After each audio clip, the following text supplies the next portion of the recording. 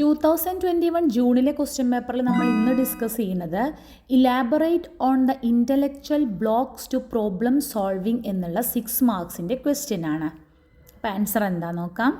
Intellectual blocks എന്നുള്ളത് problem സോൾവിങ്ങിൻ്റെ ഒരു പ്രധാനപ്പെട്ട ബാരിയറാണ്. ഇൻ്റലക്ച്വൽ ബ്ലോക്സുകൾ സംഭവിക്കുന്നത് നമുക്ക് കറക്റ്റ് തിങ്കിങ് സ്കില്ലില്ല എന്നുണ്ടെങ്കിൽ, ഇനി തിങ്കിങ് സ്കില്ലുണ്ടെങ്കിൽ കൂടി നമുക്കതിനെ ഇഫക്റ്റീവായിട്ട് യൂസ് ചെയ്യാൻ സാധിക്കുന്നില്ലെങ്കിൽ ഒരു സക്സസ്ഫുൾ സൊല്യൂഷനിൽ എത്തിപ്പെടാൻ സാധിക്കില്ല. അതാണ് ഇൻ്റലക്ച്വൽ ബ്ലോക്സ്. അതിന് കുറച്ച് പോയിൻറ്റ്സ് ഇൻക്ലൂഡഡ് ആണ്. ഏതൊക്കെയെന്ന് പറയാം.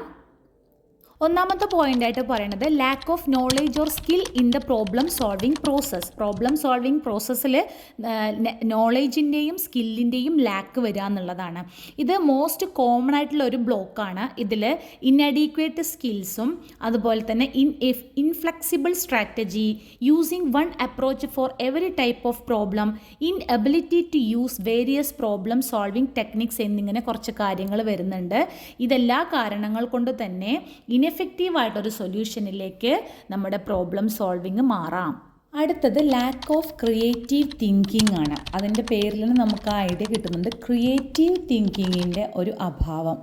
അതായത് ചിലപ്പോൾ നമുക്ക് സ്കില്ലുകൾ ഉണ്ടായിരിക്കും, പക്ഷെ അത് നേരെ യൂസ് ചെയ്യാനുള്ള ഒരു ഇൻഎബിലിറ്റി. അതാണ് ലാക്ക് ഓഫ് ക്രിയേറ്റീവ് തിങ്കിങ്ങിൽ വരുന്നത്.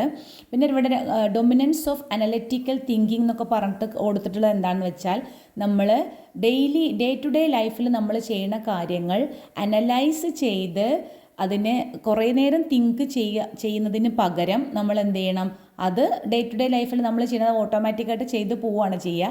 പക്ഷേ ഇങ്ങനെ അനലറ്റിക്കലായിട്ട് ചെയ്യുമ്പോഴും അതുപോലെ തന്നെ കൃത്യമായ പ്രാക്ടീസ് ഇല്ലാതെ ചെയ്യുമ്പോഴും നമുക്ക് അവസാനം കിട്ടുന്നൊരു സൊല്യൂഷൻ എന്ന് പറഞ്ഞത് ഇൻഎഫക്റ്റീവ് ആയിരിക്കും എന്നാണ് പറയുന്നത്. അടുത്തത് ഇൻഫ്ലെക്സിബിൾ തിങ്കിങ് ആണ്. ഇവിടെ പറയുന്നത് difficulty in switching from one type of thinking skill to another. അതായത് ഒരു ഐഡിയ നമ്മൾ ജനറേറ്റ് ചെയ്യുമ്പോൾ അവിടെ വേർബലായിട്ടുള്ള തിങ്കിങ്ങിൽ നിന്ന് വിഷ്വലായിട്ടുള്ള തിങ്കിങ്ങിലേക്ക് മാറ്റപ്പെടുമ്പോൾ വരുന്ന ഡിഫിക്കൽട്ടിയാണ് ഇൻഫ്ലെക്സിബിൾ തിങ്കിങ്ങിൽ വരുന്നത്. അടുത്തത് നോട്ട് ബീയിങ് മെത്തേഡിക്കലാണ്. ഒരു മെത്തേഡിക്കൽ അല്ലാതെ ഒരു പ്രോബ്ലത്തിന് സോൾവ് ചെയ്യാൻ ശ്രമിക്കുമ്പോൾ ഉണ്ടാകുന്ന പ്രശ്നമാണിത്. ഇതൊരു കോമൺ ബ്ലോക്കാണ്.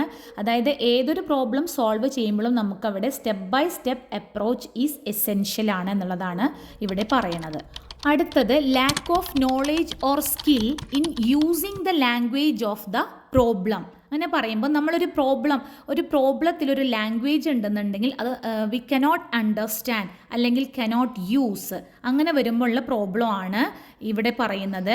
അതായത് സ്പെഷ്യലിസ്റ്റ് ജാർഗൺ അതുപോലെ തന്നെ സ്റ്റാറ്റിസ്റ്റിക്കൽ അനാലിസിസ് ഒക്കെ പോലെ ഉള്ള കാര്യങ്ങൾ, ഓരോ ടൈപ്പ് കോണ്ടെക്സ്ച്വൽ ലാംഗ്വേജുകളെ നമുക്ക് എന്ത് ചെയ്യാൻ പറ്റില്ല, അണ്ടർസ്റ്റാൻഡ് ചെയ്യാനോ അല്ലെങ്കിൽ യൂസ് ചെയ്യാനോ സാധിക്കുന്നില്ലെങ്കിൽ അവിടെ വരുന്ന പ്രോബ്ലം സോൾവിങ്ങിന് വരുന്ന ബാരിയറാണ് ഈ പറഞ്ഞിട്ടുള്ള ബാരിയർ. അതുപോലെ തന്നെ ഒരു എക്സാമ്പിൾ പറയുകയാണെങ്കിൽ, ഇപ്പോൾ അക്കൗണ്ട്സിലുള്ള ക്ലിയറൻസ് ചെയ്യുന്നതിന് വേണ്ടിയിട്ട് നമ്മൾ മാത്തമാറ്റിക്കലി അതിനെ സമീപിക്കാതെ വേർബലി അതിൻ്റെ കാര്യങ്ങൾ ഡിസ്കസ് ചെയ്യുമ്പോൾ ഉണ്ടാകുന്ന ഡിഫിക്കൽട്ടീസാണ് ഇതിനൊരു എക്സാമ്പിളായിട്ട് പറയാനുള്ളത്. അടുത്ത ലാസ്റ്റ് വൺ, യൂസിങ് ഇൻഅഡീക്വേറ്റ് ഇൻഫർമേഷൻ. അതായത് നമുക്ക് റെലവൻ്റ് ആയിട്ടുള്ള ഇൻഫർമേഷൻസ് കളക്ട് ചെയ്യുന്നതിൽ സഫീഷ്യൻ്റ് ആയിട്ടുള്ള എഫേർട്ട് നമ്മൾ എടുക്കാതെ വരുമ്പോൾ പറ്റുന്ന അബദ്ധങ്ങളാണിത്. അല്ലെങ്കിൽ റെലവൻ്റ് ആയിട്ടുള്ള ഒരു ഇൻഫർമേഷനെ നമുക്ക് വേണ്ടത്ര മനസ്സിലാവാതിരിക്കുമ്പോൾ ഉണ്ടാകുന്ന പ്രോബ്ലമാണ് ഇവിടെ ഉള്ളത്. അല്ലെങ്കിൽ നമുക്ക് അത് ആ ഇൻഫർമേഷന് എവിടെ നിന്നാണ് കണ്ടെത്താൻ പറ്റുക, അല്ലെങ്കിൽ അത് പ്രോബ്ലവുമായിട്ട് റിലേറ്റ് ചെയ്യാൻ എങ്ങനെയാണ് കഴിയുക എന്നുള്ള കാര്യങ്ങളിലൊക്കെ വരുന്ന ഡിഫിക്കൽട്ടീസാണ് ഇവിടെ പറയുന്നത്.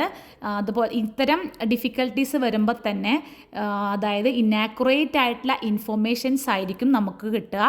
ആ സമയത്ത് നമ്മുടെ കൺക്ലൂഷൻ എന്ന് പറയുന്നത് ഇൻഎഫക്റ്റീവ് ആയിരിക്കും. അപ്പോൾ ഇത്രയാണ് ഈ ക്വസ്റ്റ്യൻ്റെ ആൻസർ. എല്ലാവർക്കും മനസ്സിലായെന്ന് വിചാരിക്കുന്നു. Anyway, thank you for watching.